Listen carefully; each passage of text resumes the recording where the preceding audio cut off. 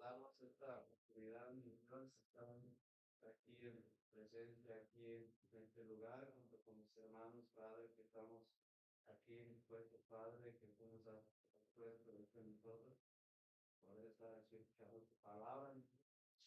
Pido que Dios, que tú prepares cada uno de nuestros corazones, cada uno de Dios, Señor, que seamos sensibles a tu palabra, Padre, para que escuchemos, Dios, que cuando podamos gracias, Padre, que escuchemos, Dios, en lo que Señor, escrituras tu palabra, que seamos servidores de ella, mi Dios, quiero que el intercesor te va a tratar, mi Dios. Pues, Padre, ayúdale a que Dios fije como en tu voluntad, Dios, y guarda los hermanos también, Dios, estuve con todo Señor, y que no vayamos, Dios, a escuchar, predicarnos en nuestro fin, mi Dios, porque tú eres el que siempre nos hablas nos hablas a nosotros, Dios, Señor, de tus palabras. Así que, Señor, toma, ayuda, bendice este tiempo, Dios, lo alabamos, Dios, todo el año, que Dios tenga el espíritu nuevo, nuevos estamos agradecidos para todos tenemos, Señor, estamos muy Dios. Gracias, Padre, por todo para Señor y damos gracias por todo el Cristo Jesús. Amén. Vamos a entonar esta alabanza en su territorio de la computadora. En lo que David busca ayuda con la computadora en un texto muy conocido y de esto se trata este canto en Juan 3:16 que dice, ¿cuántos de ustedes se lo saben? Juan 3:16 Amén. dice, Por de tal manera amó Dios al mundo que ha dado a su Hijo unigénito para que todo aquel que en él cree no se pierda, mas tenga vida. vamos a tener esta alabanza, hermanos, para hablar en nombre de Dios.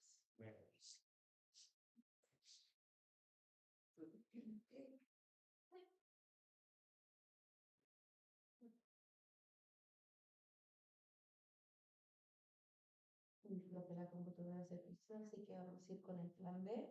Me voy a conectar al grupo. David, ¿me conectas, por favor?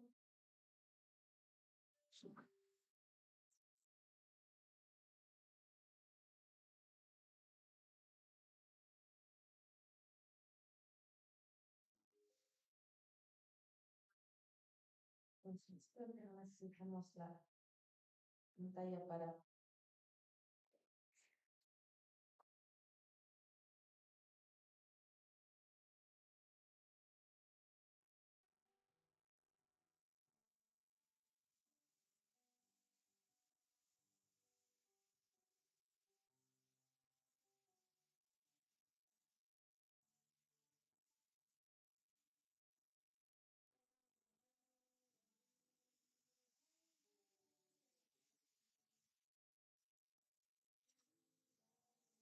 Escape.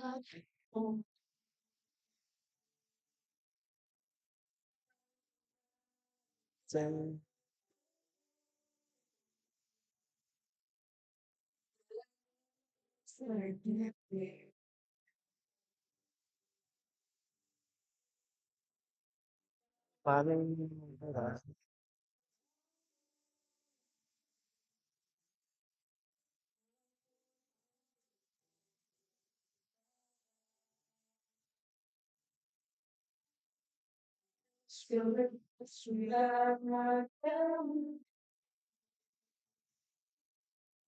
pero todavía no te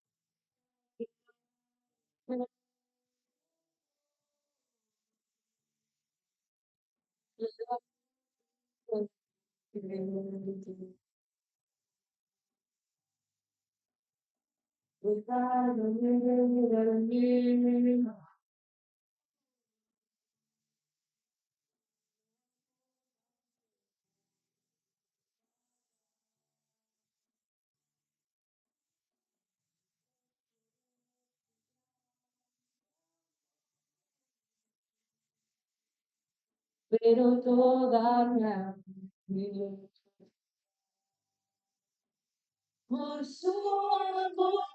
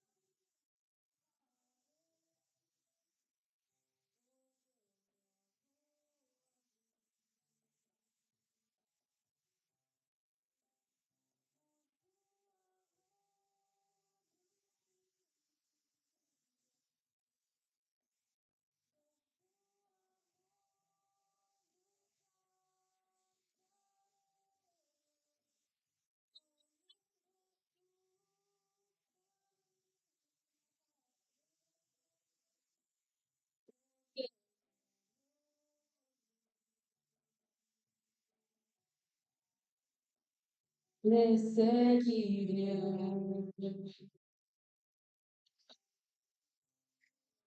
Pueden tomar asiento, la vamos a ver qué pasa.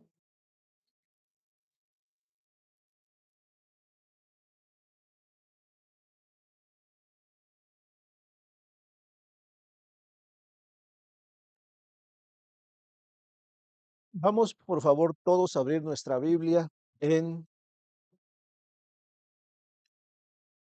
Salmo número 66, por favor.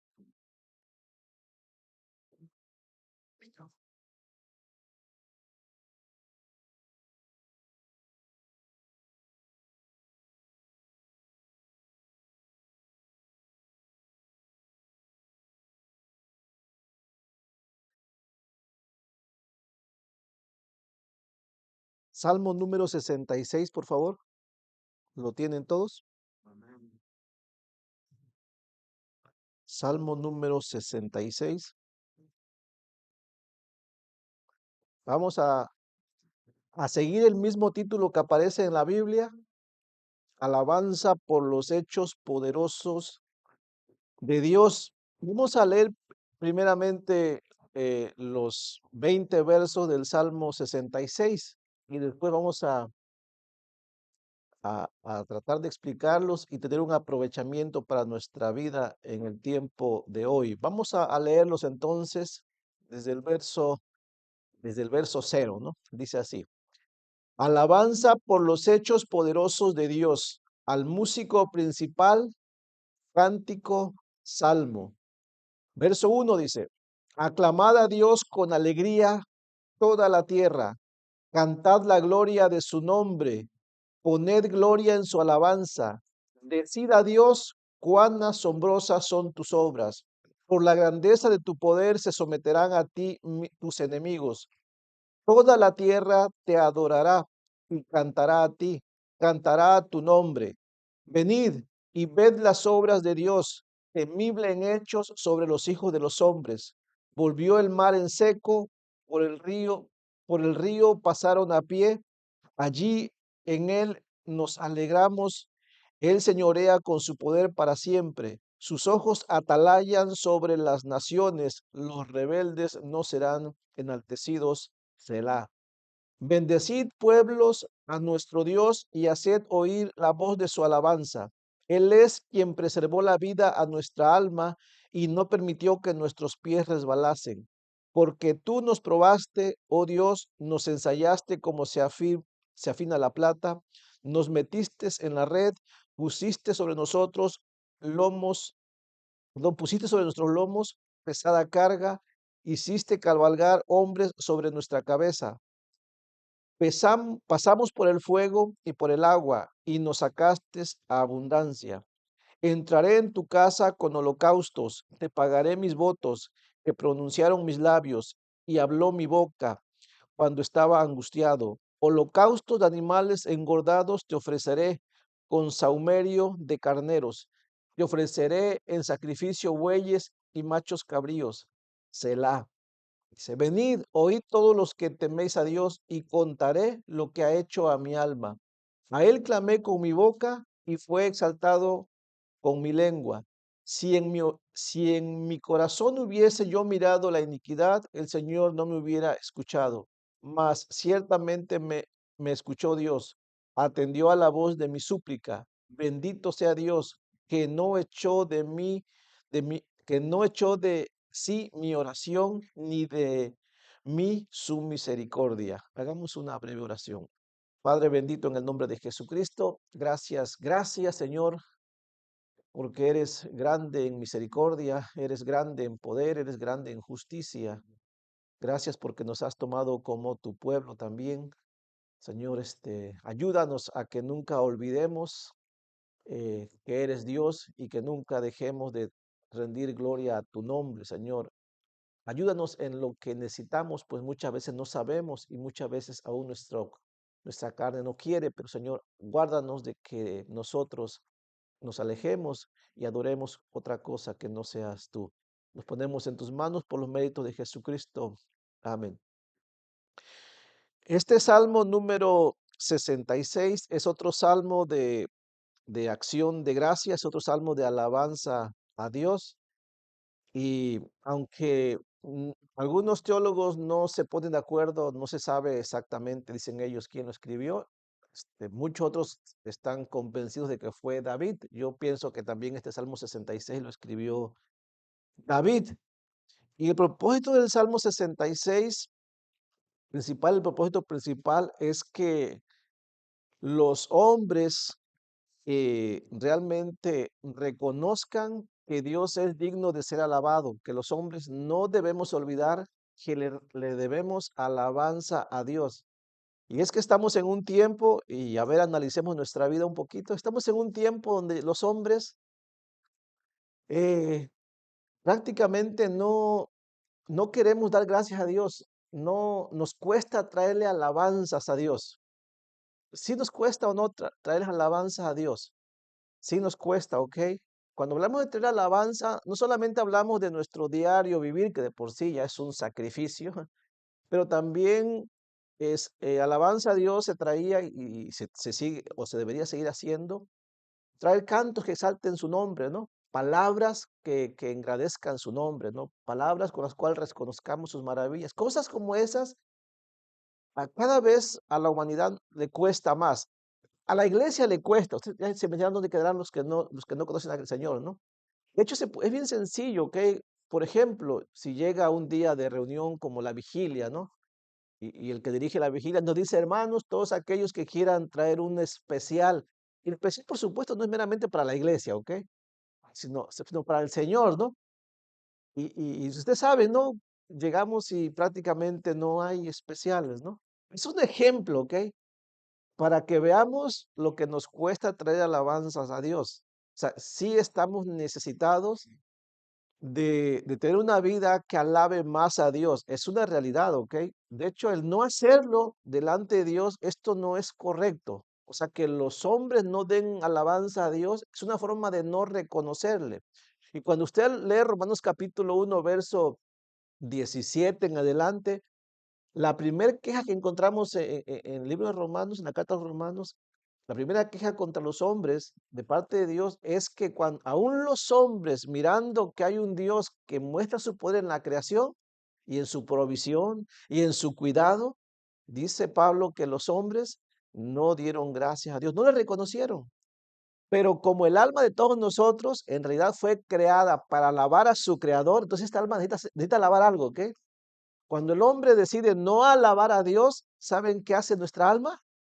Alaba, por decirlo así, aunque usted va a decir, no es cierto, sí, sí es cierto.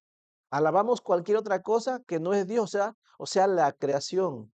Entonces, en vez de que sea Dios nuestro Dios, hacemos Dios otra cosa. ¿Y cómo se puede saber eso? Alguien puede decir, hermano, pero yo no tengo ídolos.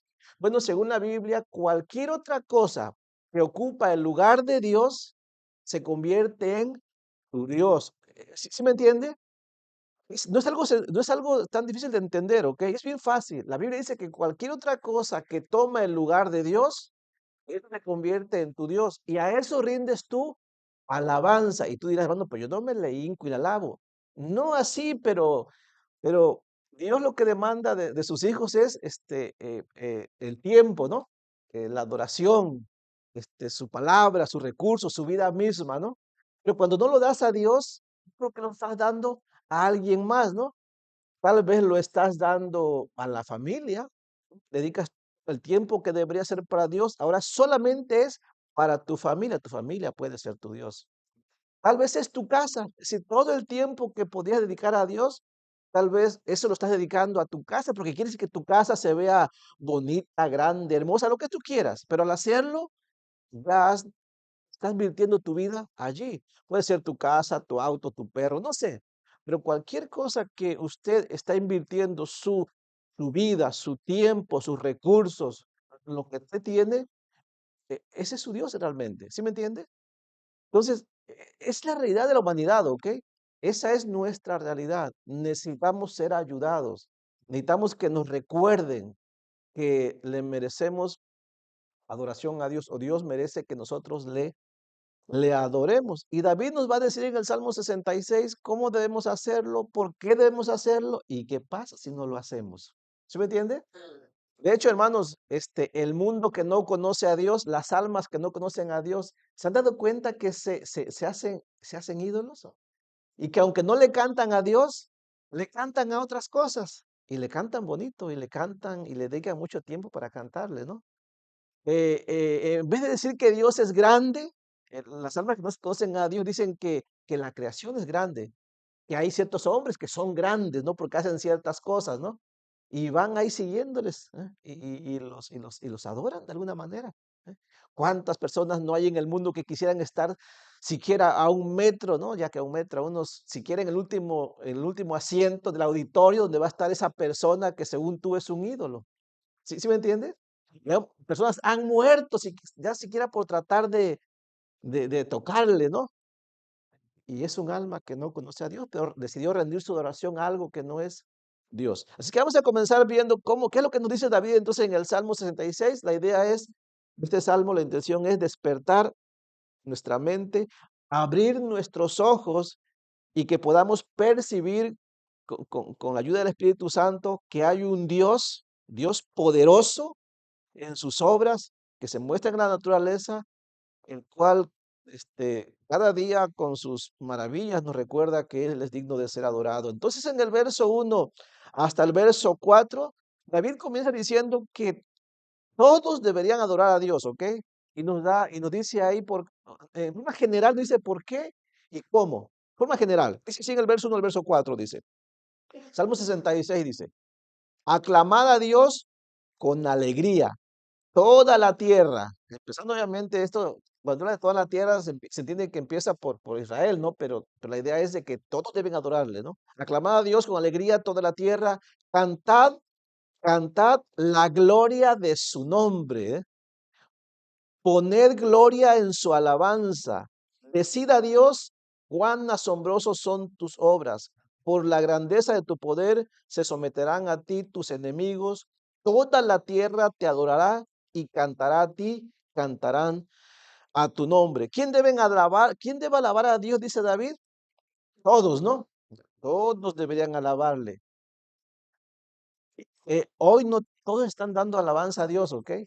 Pero también David dice en el verso 4, que aunque hoy todos no lo hacen, algún día todos van a tener que hacerlo, que se van a tener que reconocerle. A unos enemigos de Dios llegará el día en que van a tener que reconocer que Dios sí es digno de alabanza. No digo que van a ser salvos, pero aún así en su condenación van a tener que reconocer que no dieron alabanza al que era digno de ella. Entonces, todos deben alabarle, dice el verso 1, aclamar a Dios. ¿Y cómo hay que hacerlo? De hecho, en el verso 1 dice cómo hay que hacerlo, ¿no? Y en varios versos al principio. Hay que hacerlo, dice, con alegría, ¿no? Hermanos, sí es importante la forma de alabar a Dios, ¿ok? Sí, hay que hacerlo con alegría. Se supone que si es una alabanza a Dios, debe ir llena de alegría. Una alabanza a Dios que no lleva alegría realmente no se podría decir que es una alabanza, ¿o sí? No, pues se supone que si la alabamos es porque estamos agradecidos, estamos contentos, ¿no? Pero si no, no tendría sentido, ¿no? Hacerlo con alegría, dice toda la tierra. Y una forma de alabarle, por supuesto, es cantarle, ¿no? O sea, no es la única forma, según la Biblia, pero cantarle es una forma de alabar a Dios. Cantarle, dice, cantad la gloria de su nombre. Y cuando cantamos, ¿qué es lo que cantamos? Estamos exaltando su nombre, ¿no? Estamos diciendo cuán glorioso es Él. Es la forma en que debemos hacerlo. Eh, Ayer compartí un poquito sobre Jueces capítulo 5. ¿Se acuerdan ustedes? ¿Alguien ha leído el Jueces 5? Habla sobre el canto de Barak, al principio del canto de Débora y Barak. Se supone que ese canto es un canto de agradecimiento a Dios por haberle dado la victoria contra un rey llamado Sísara. Y me gusta a mí mucho ese canto, ¿ok? Tiene una enseñanza muy grande, pero hay una parte del canto donde el canto empieza así, ¿no? Dice Débora, Barak y yo y Barak, están cantando lo que es un dúo. Pero hay una parte donde Débora se olvida que está Barak con ella y Débora empieza a cantar ella sola. Y dice, yo cantaré. Y llega un punto donde dice, todo estaba mal hasta que yo, Débora, me levanté, dice. Y si usted analiza bien, casi en gran parte del canto, Débora se exalta mucho a sí misma, demasiado diría yo. Y algunas cuantas veces, solamente como para cerrar, dice, pero lo hizo Dios, ¿no? Entonces, el canto es muy delicado, ¿ok? Hay una buena enseñanza ahí. Sí, hermanos, Débora se exalta bastante, ¿ok? Eso es incorrecto, ¿ok? El canto no es, y Israel lo hacía muchísimo, David lo hacía, pero a diferencia de David, David nunca se exaltó él. El canto no es para exaltar nuestro nombre. El canto no es para exaltar lo que hicimos, no, el canto es para exaltar lo que Dios, lo que Dios hace, ¿no? Por eso dice así, cantad la gloria de su nombre. Poned gloria en su alabanza, ¿no? O sea, que en lo que cantamos se note que estamos reconociendo que Dios es digno de ser servido, de ser adorado, ¿no? En el verso 3 aún nos recomienda, dice, decida a Dios. O sea, en nuestro canto podemos decirle a Dios, ¿no? Cuán asombrosas son tus obras. Una forma de alabarle, ¿no? En vez de que le digamos a una persona cuán grande eres, mira cuántas cosas has hecho, por eso quiero estar junto a ti, ¿no? No, eso es para Dios, ¿no? Aunque el mundo a veces así lo hace, ¿no? No, esto debe ser para Dios. Cuán asombrosas son tus obras. Por la grandeza de tu poder se someterán a ti tus enemigos. Y sí, hermanos, de hecho, aunque los hombres no alaben a Dios, aún así ningún hombre actúa sin que Dios no tenga control, dominio soberano sobre la creación. Por ejemplo, miren, un hombre en la Biblia que no quiso adorar a Dios, reconocer a Dios, pero terminó sirviendo a Dios. Hay varios ejemplos, ¿ok? Ahí le pongo bien fácil. Faraón. Faraón es un hombre que no reconoció a Dios, pero según la Biblia, Faraón terminó siendo instrumento en las manos de Dios, ¿no? Judas es un hombre que no quiso servir a Dios, pero aún así, él terminó siendo instrumento en las manos de Dios. No, no fueron salvos, pero aún así Dios tiene dominio sobre su creación, ¿ok? Aunque los hombres no quieran reconocerlo. Así que pasan dos cosas en la creación. O alabas a Dios o vas a servir a Dios como quiera, pero no vas a tener sus beneficios y vas a vivir en temor siempre. Así es que lo más conveniente para la creación es que pudiera conocer a ese Dios poderoso y alabarle, ¿ok? Dice el verso 4, toda la tierra te adorará y cantará a ti, cantarán a tu nombre. Y hay un Selah ahí, ¿no? Así como para que meditemos, hay que meditar, ¿ok? Que algún día, cuando ya el mundo sea arreglado, cuando ya todos los hombres que tuvieron fe hagan la paz con Dios y cuando lo injusto se ha quitado, entonces habrá una alabanza completa, perpetua para el Señor, ¿ok? Tiene que comenzar, debería comenzar el día de hoy. Así es que hasta el verso 4 hay un llamado a adorar a Dios. Está fácil de entender, ¿cierto? Nosotros necesitamos reconocer que Dios es digno de ser adorado y hay que adorarle, hermanos. Piénsalo, si no lo estamos haciendo hasta el día de hoy y lo vemos como algo tedioso, hay que pensarlo, ¿no? Porque si no hacemos algo al respecto, cada vez más nos va a parecer muy común no adorar a Dios. No sé, miren, yo recuerdo que hace años, cuando yo tenía, no sé, 6 años, cuando me tocó alguna ocasión algún temblor, yo recuerdo que en aquel tiempo las personas cuando hay un temblor, me acuerdo que la gente se arrodillaba, ¿no? Este, y por supuesto, se arrodillaban porque tenían miedo, ¿ok? Ya después pasaba el temblor, y ya todos iban, ¿no? Hoy tiembla y ya la gente ni se arrodilla, ¿ok? Ya se hace como, es un temblor, es por el calentamiento global, ¿no? Es por la rotación de la Tierra. La gente ya no está viendo a Dios ahí, ¿ok? ¿Sí se da cuenta? La gente ya está viendo todo lo que sucede en el universo como algo normal. La Biblia dice que Dios, la mano de Dios siempre está presente en todas estas cosas. Para algunos, para que se alegren al ver el poder de Dios, ¿ok? Para otros, para que teman y sepan que hay un Dios poderoso. Depende de la perspectiva de cada uno, ¿ok? Si tú eres un hijo de Dios, cada que ves estas cosas, no deberíamos aterrorizarnos, ¿ok? Más bien deberíamos decir cuán grande es nuestro Dios. A su voz el mundo truena, ¿no? A su voz las aguas se salen de su cauce y a su voz regresan a su cauce. El torbellino se mueve a la voz de Dios. Los que no conocen a Dios, ellos sí deberían asustarse, ¿ok? Porque si este Dios los va a juzgar algún día, cuán terribles son los juicios de Dios. Bueno, así está el asunto. Cuando llegamos al verso 5, desde el verso 5 hasta el verso 7, David nos va a dar dos razones ahí en base a lo que vivió el pueblo de Israel eh, con Dios, cómo Dios a través de la naturaleza mostró su poder con Israel, en lo cual Israel se alegró. Los que no se alegraron fueron los enemigos de Israel, los enemigos de Dios también, ¿ok? Vamos a verlo, ¿ok? Vamos a ver esto para que al leerlo, los que tememos a Dios nos alegremos, pero los que no temen a Dios, que miren que hay un Dios poderoso y un Dios de juicios también. Dice así en el verso 5 al verso 7. Dice, venid, dice, y ved las obras de Dios. Nos va a mostrar dos obras, ¿ok? Dice, temible en hechos sobre los hijos de los hombres. Dios es temible para aquellos que no le conocen, ¿ok? Para nosotros es temible en el sentido de que es digno de ser obedecido, ¿no?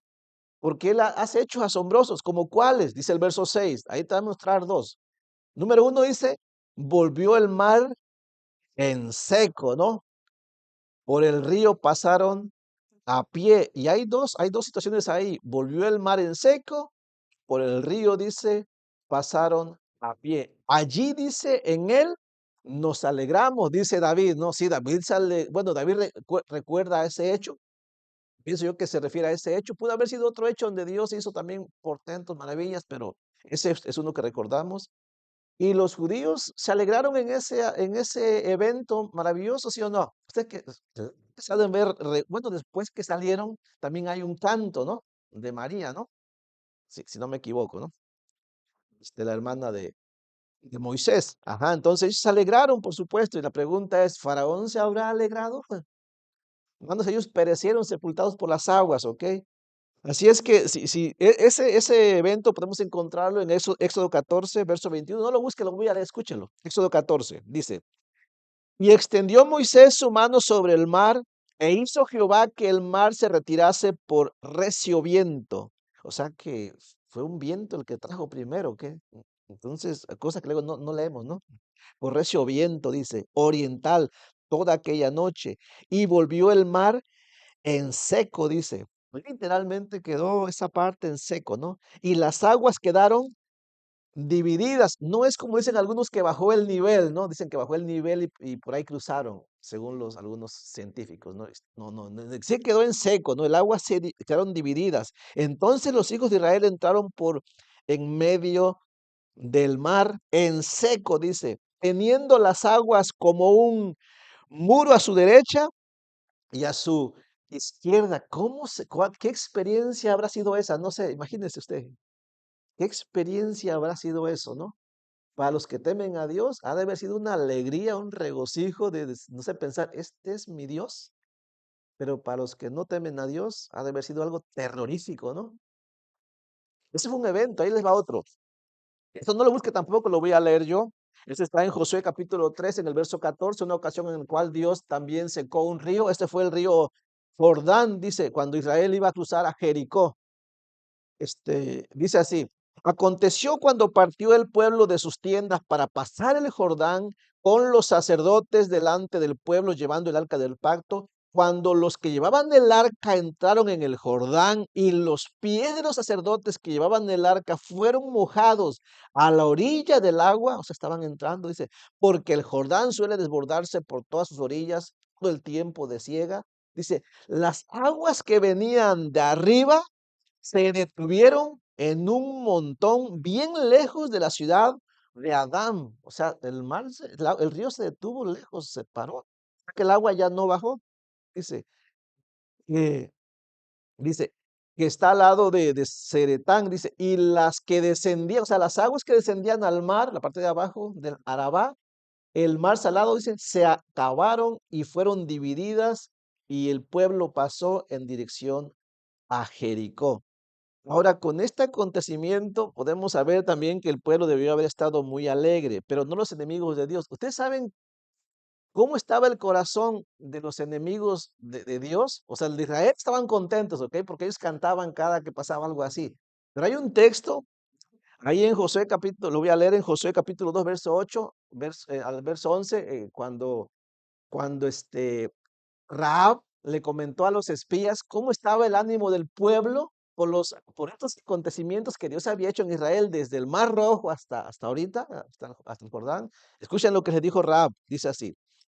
Antes que ellos se durmiesen, recuerden que ella los ayudó a los espías, dice, ella subió al terrado y les dijo, sé que Jehová os ha dado esta tierra, porque el temor de vosotros ha caído sobre nosotros, dice, y todos los moradores del país ya han desmayado por causa de vosotros, porque hemos oído que Jehová hizo secar las aguas del mar rojo de vosotros cuando salisteis de Egipto. Ya lo sabían, ¿no? Que el chisme se extendió rápido, ¿no? Entonces, ¿qué le causó a ellos? Temor. Se quedaron sin fuerzas, ¿no? Ellos temían a Dios, mientras que Israel estaba contento, ellos estaban en temor, ¿no? Dice, y lo que habéis hecho a los dos reyes de los amorreos que estaban al otro lado del Jordán, a Sehón y a Og, a los cuales habéis destruido. Oyendo esto, dice, ha desmayado nuestro corazón, ni ha quedado más aliento en hombre alguno por causa de vosotros, porque Jehová vuestro Dios, dice, es Dios de arriba en los cielos y abajo en la tierra. O sea que Dios no solamente era Dios conocido que estaba en el cielo, no, era un Dios que se mostraba en lo que sucedía en la tierra, ¿no? Y es lo que vemos ahora, ¿ok? Dios, hermanos, Dios no es un Dios que está inactivo allá en el cielo, como alguien se lo imagina, ¿no? Un viejito canoso allá que ya ni puede caminar, está con un bastón, sentado en un trono blanco. Así lo imaginan muchos, ¿ok? Alguien a cual para hablarle hay que gritarle a ver si puede parar, ponerse de pie y nos ayuda, ¿no? Así lo pintan, ¿no? En las caricaturas. Qué lejos estamos de saber cómo es nuestro Dios, ¿no? Dios es un hombre, Dios es activo, ¿ok? Él, todo lo que pasa en el universo no sucede sin que Él esté administrando todo, ¿ok? Él muestra todos los días su poder.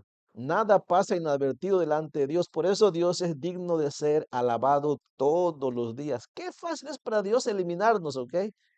Qué fácil es Dios para si quisiera limpiar la tierra, eh, un tornado para acá, un tornado para allá, y nos barre, ¿no? O sea, tan fácil como eso, ¿no? Entonces, ¿cuántos acontecimientos hay en la historia en las cuales Dios ha obrado, porque Dios ha obrado, pero que los hombres no lo han reconocido? Muchísimos. Por ejemplo, miren, un poco de historia, porque tengo tiempo. Todos conocen, han oído de la Segunda Guerra Mundial, ¿no? Cuando Hitler quiso invadir todo el mundo con los nazis, ¿no? Eh, Allá por el año de 1941, más o menos, ellos tenían un propósito, que era, que era tomar Moscú, ahí en Rusia. Tomar Moscú era algo primordial, era la ciudad más importante y era un punto estratégico político y un punto para reunir los recursos que necesitaban para seguir financiando la guerra. Y Hitler estaba seguro que le iban a tomar, ¿ok? Mandaron gran cantidad de su ejército y estaban tan seguros que se olvidaron totalmente del poder de Dios como la creación. Y dice la historia que llegaron ahí y no pudieron tomarla en el tiempo que según ellos le iban a tomar. Y no iban ni preparados. Ellos pensaron que lo iban a tomar antes de que llegara el invierno. Así es que una cuarta parte del ejército nada más iba preparado, la otra parte no iba preparado. Así es que la guerra se extendió hasta el invierno y llegó un invierno tan terrible que no le pudo llegar los recursos al ejército alemán, como abrigos y comida y todo eso, combustible para los tanques. Entonces, para acabar, empezó a caer una especie de lluvia y tras la lluvia una nevada que convirtió la tierra en un lodazal. Así es que no solamente la tierra estaba, era imposible de transitarla, dice que los soldados, los tanques y todo lo que llevaban estaba prácticamente enterrado en el barro. Y a eso le ponemos el frío que hacía y que no estaban preparados. Bueno, eso fue más suficiente para acabar con las aspiraciones del ejército alemán. Esta batalla ahí en Moscú fue algo que dio prácticamente fin a la invasión de los alemanes, ¿no? ¿A quién lo hizo realmente? El ejército ruso no estaba tan preparado, ¿ok? El que lo hizo realmente, podemos decirlo así, que fueron alguien diría que fueron los elementos de la naturaleza, ¿no? ¿Para quién estaba detrás de todo eso? Dios, ¿ok? Mira, Dios, hemos visto en la historia que cuando Dios ya se harta de algo, cuando dice, estos necesitan ser aplacados, es tan fácil para Dios extender su mano y hacer algo sencillo para Él y que dejar al hombre imposibilitado, ¿no? Ese es un caso, ¿ok? En la Biblia, ¿no? En la Biblia, ahorita que les comenté sobre la historia de Débora y Barak, tiempo de los jueces, ¿saben ustedes cómo derrotaron a este ejército de Císara? Lo voy a leer, escúchelo. Y también ahí se puede ver el poder de Dios a través de la naturaleza. En la historia hay un montón de guerras que se han ganado no por los hombres, aunque los hombres han atribuido el triunfo. En realidad han sido los eventos naturales, ¿ok? Pero detrás de los eventos naturales está obviamente el poder de Dios. ¿Quién controla la naturaleza? ¿Qué poder es Dios, ok? Ahora, pero los hombres no alaban a Dios, ¿sí me entiende? Los hombres dicen, fuimos nosotros. Por ejemplo, Débora lo hizo, ¿ok? De cierta manera. Pero mire, lo voy a leer, escuche, dice. Jueces capítulo 4 en el verso 13 al 15 dice. Y reunió Císara es el malo, todos sus carros, dice, 900 carros errados, o sea, eran carros jalados con carretas, ¿ok? Pero con ruedas de hierro. Estos eran especialmente efectivos para correr entre las piedras. Ruedas de hierro, usted se imagina, ¿no? 900 carros errados. Dice, me quedé acá. Dice, con todo el pueblo que con él estaba, desde Azoret, Goim, hasta el arroyo de Sison. El arroyo de Sison estaba en un lugar que en la Biblia se conoce como el Valle de Megiddo o Armagedón. Es un lugar bajo, es un valle, pero es muy, en tiempo de seca está bien, pero tiende a ser un lugar muy pantanoso, que hay un poquito de agua y se convierte en un pantano. Entonces, ahí se fue a meter Císara con sus 900 carros cerrados y su ejército, ¿no? Y entonces eh, dice, a todos sus carros y a todos, dice, hasta el río de Sidón, dice, y Jehová quebrantó a Císara, a todos sus carros y a todo ese ejército a filo de espada delante de Barak, y Císara descendió del carro y huyó a pie.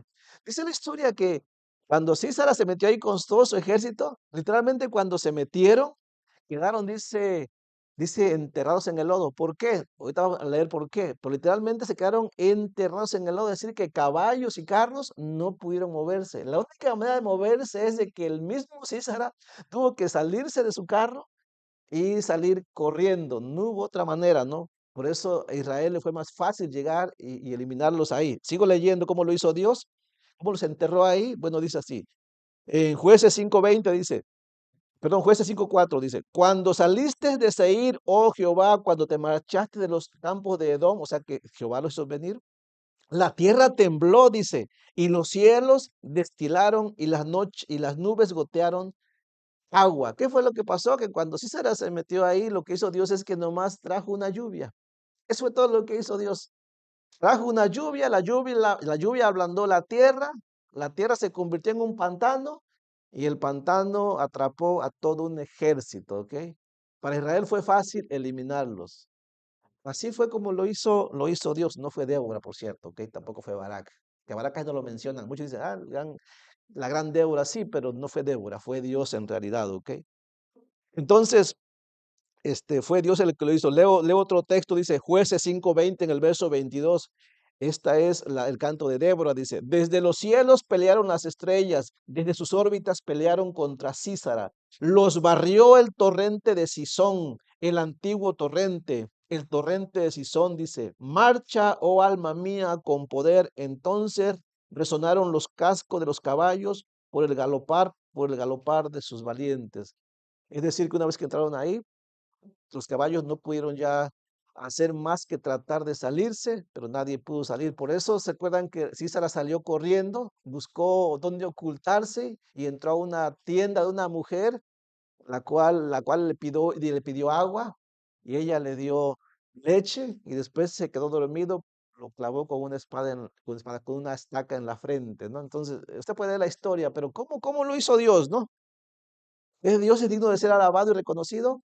Sí, cuántas maravillas habrá hecho en nuestra vida y que nosotros pensamos que salimos por nuestra fuerza, ¿no?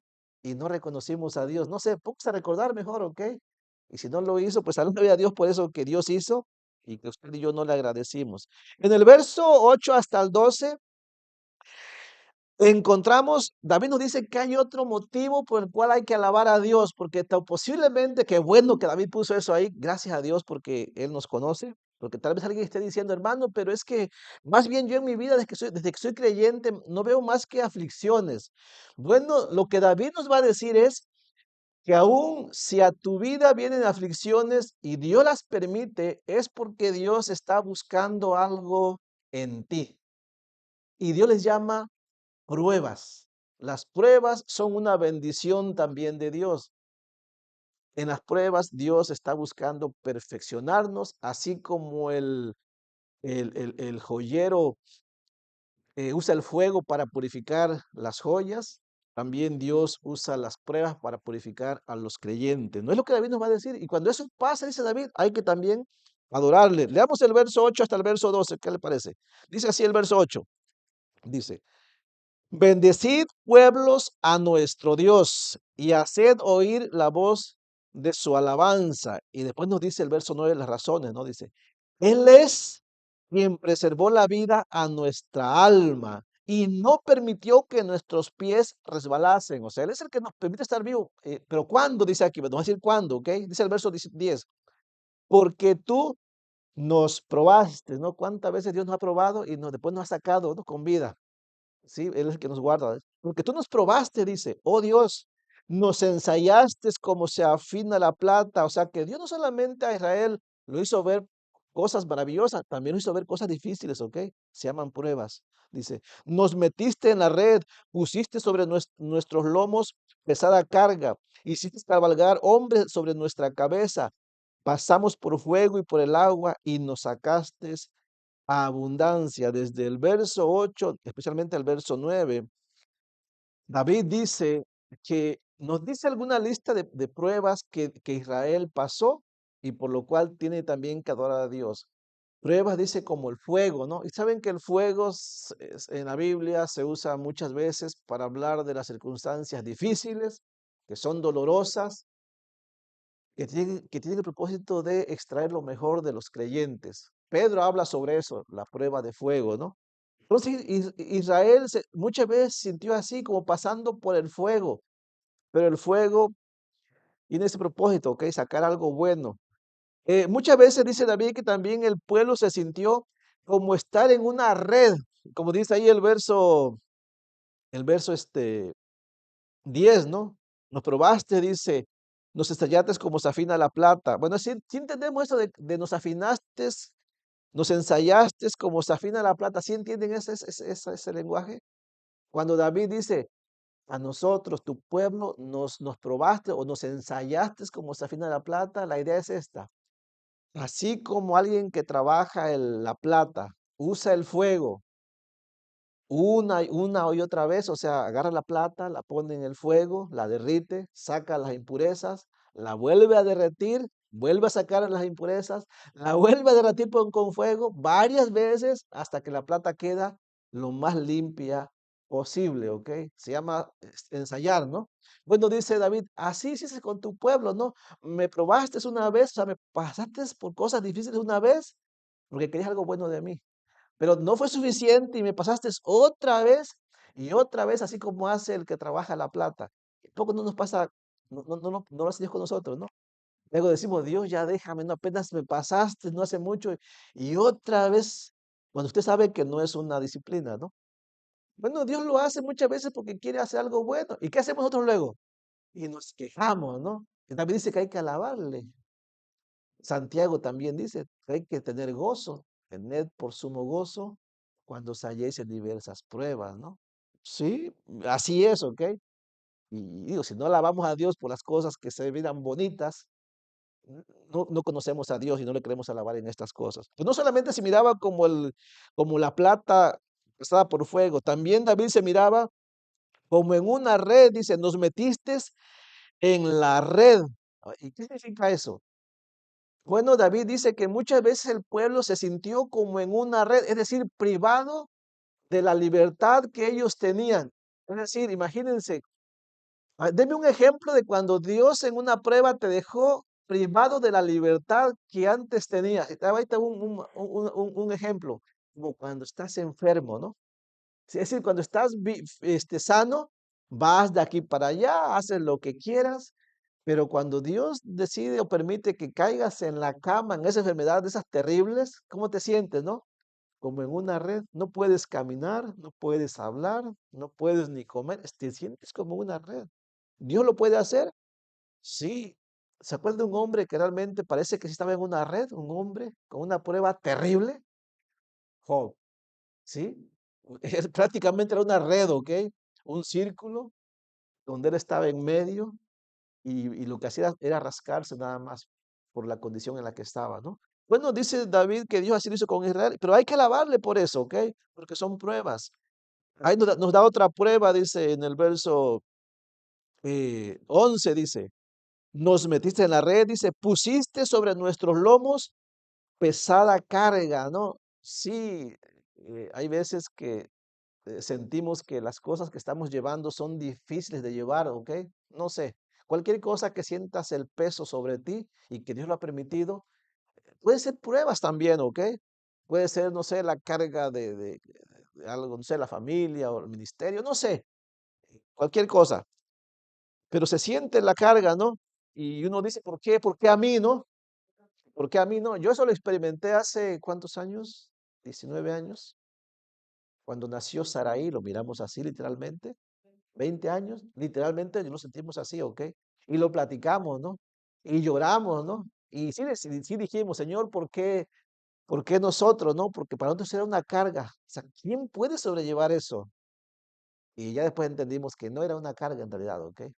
Que Dios quiere sacar algo, ¿no? De hecho, hermano, yo conozco familias que cuando tienen hijos así, lo ven como una carga, ¿ok? Literalmente lo ven como una carga. Y la gente sufre cuando no mira más allá. Piénselo. Entonces, dice en el verso 12, no solamente por el fuego como una red, con carga, dice en el verso 12, hiciste cabalgar hombres sobre nuestra cabeza. ¿Qué significa eso, no? Bueno, esta es la experiencia en una batalla, ¿no? Cuando estás perdiendo, cuando un ejército perdía, principalmente cuando era arrollado por una caballería, ¿no? Que tú que vas a pie, caes o más bien te derriban, ya estás tirado en el lodo y todos los caballos te pasan por encima, ¿no? Sí, en aquellos tiempos, la parte del ejército que era terrible, ¿saben cuál era? Esa, la caballería. ¿Por qué? Porque te atropellaban y prácticamente te pasaban por encima. David dice que en el pueblo, en Israel, muchas veces el pueblo se sintió así, como que estaba en el lodo y todos les pasaban encima. ¿Quién no se ha sentido así? ¿Te has sentido así? Cuando tú estás hasta abajo y todos te pasan encima, ¿no? Y dices, Señor, ¿hasta cuándo me levantarás de aquí? Todos andan bien y yo estoy hundido aquí en el fango, ¿no? Y me pasan por encima. A veces Dios lo permite, ¿ok? Y son pruebas. Yo no sé qué Dios quiere hacer con nosotros. Y lo repite en el verso 12, pasamos por el fuego y por el agua, pero después dice, y nos sacaste a abundancia, ¿ok? ¿Por qué? Porque el motivo de las pruebas es ese, no dejarte ahí sufriendo. El propósito de las pruebas es sacarte algo mucho mejor, ¿no? La Biblia dice que Dios probó a Israel 40 años en el desierto antes de introducirlos a la tierra donde fluye, ¿se acuerdan? Leche y miel, ¿no? Y sí, hermano, los creyentes disfrutan más las bendiciones de Dios cuando Dios nos ha probado y hemos aprendido y después lo disfrutamos mejor. Se disfruta, ¿eh? En serio, se disfruta bueno, yo puedo decir hasta cierto punto que se disfruta, ¿ok? Porque no me considero que ya esté muy perfecto, ¿no? Pero en la parte que yo he visto sí sé que se disfruta. Dice en el verso, bueno, hasta ahí entonces el salmista aquí reconoce que en las pruebas hay que adorar a Dios. Del verso 13 hasta el verso 15, ya voy terminando, hermanos. Espero que a ustedes se le vaya quedando algo, motivos por qué adorar a Dios. Del verso 13 al verso 15, el salmista se lo toma personal y ahora él va a decir que personalmente él ha decidido adorar a Dios. Y hermanos, y aunque nosotros adoramos a Dios como iglesia, cada uno debe tomar una decisión personal, ¿ok?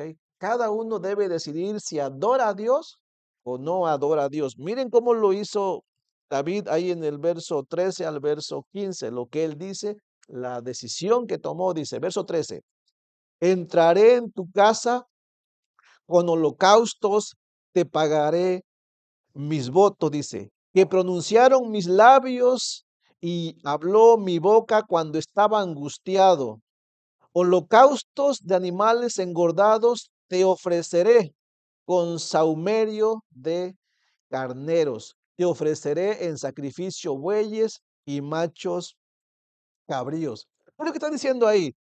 Que como él reconoce que Dios es digno de ser alabado, y en el Antiguo Testamento, en la ley, se especificaban cuáles eran los sacrificios para alabar a Dios, así es que David hace lo que él sabe que a Dios le agrada, ¿ok? Los sacrificios, algo que cueste. Entonces David dice, voy a cumplir con lo que prometí dar cuando estaba yo necesitado, pero Dios ya le había restaurado, que le había ayudado.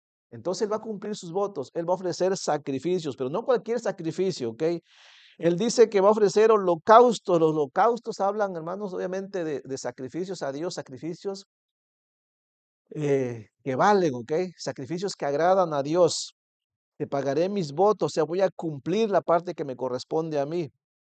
Dice en el verso 15, holocaustos de animales engordados te ofreceré. Y usted dice, A veces leemos así por encima, ¿no?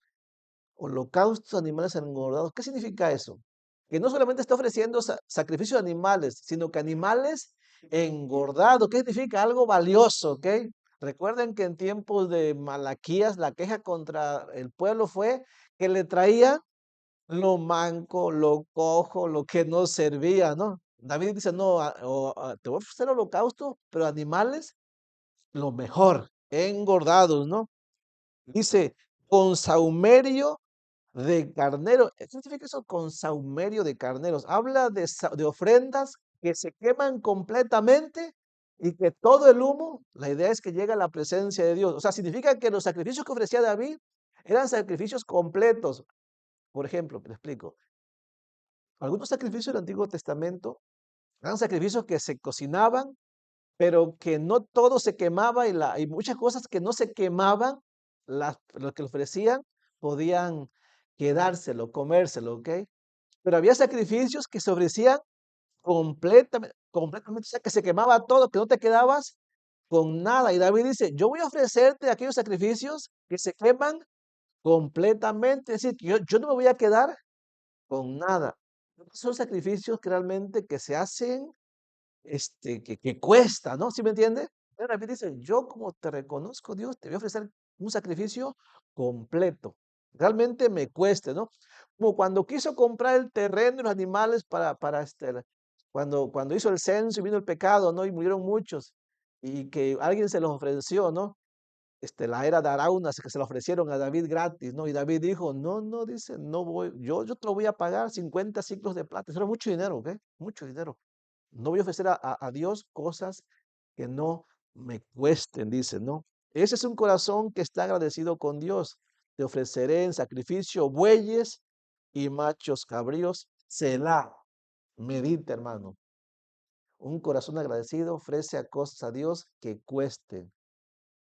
Esta semana precisamente hablaba yo con un pastor acerca de las luchas que tienen en sus iglesias. Yo aquí no hay ese problema, ¿ok? En sus iglesias, de que los hermanos quieren servir, pero si se pone la cosa difícil ya no quieren porque cuesta, ¿no? Y yo les decía, mire, ¿qué podemos hacer? Pues enseñar lo que dice la Biblia, que delante de Dios los sacrificios que valen no son los que no cuestan, ¿ok?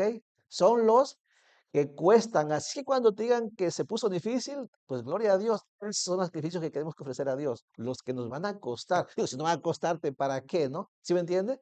Sí, mi hermano. Si piensas que servir a Dios cuesta, así de eso se trata. Que cueste, no que no cueste, que cueste. Son sacrificios que agradan a Dios. Del verso 16 al verso 20, para terminar, David,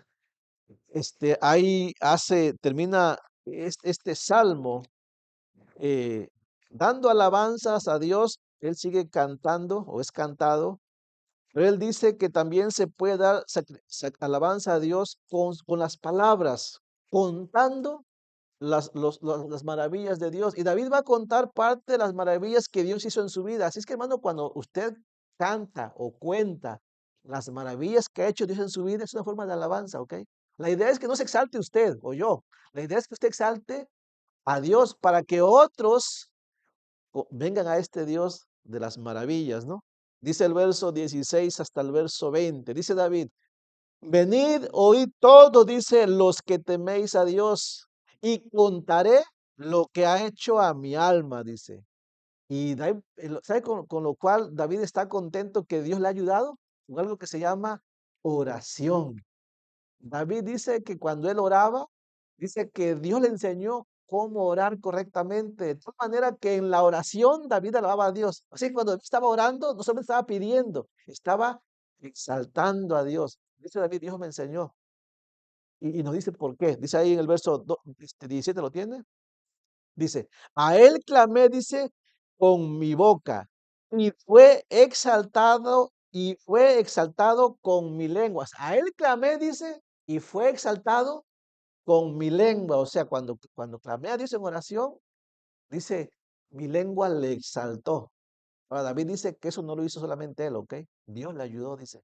Qué importante, ¿no? Dice el verso 18, si en mi corazón hubiese yo mirado la iniquidad, el Señor no me habría escuchado. David dice que Dios le escuchó porque Dios le perdonó sus pecados. Que cuando David tuvo un pecado, dice David que él no quiso quedarse o no quiso él seguir complaciéndose en ese pecado.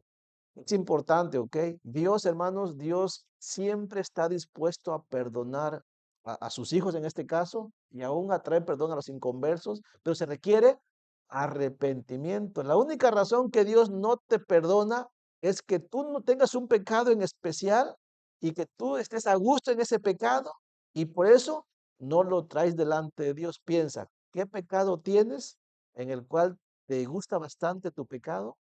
Piensa, pecado es todo aquello que haces que va en contra de Dios. ¿De acuerdo? Pecado es todo aquello que Dios dijo, no lo haga y usted lo está haciendo, yo también. Si usted sigue en ese pecado porque usted quiere, no hay forma de que Dios le perdone, ¿ok? Hasta el día que venga delante de Él. Y mientras no lo haga, siempre va a haber una falta de comunión con Dios. David dice, yo pude venir a Él, Dios me ayudó y me perdonó, dice, porque no me quedé con ese pecado, es lo que está diciendo, dice, si en mi corazón hubiese yo mirado a la iniquidad, el Señor no me habría escuchado, dice.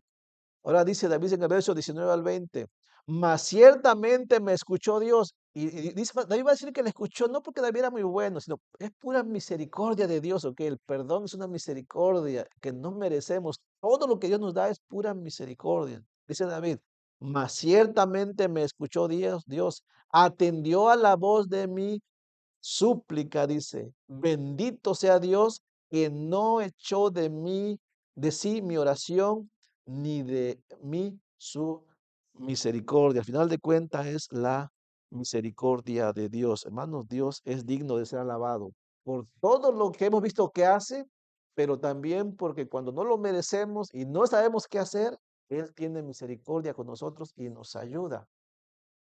¿Vale la pena servir a este Dios?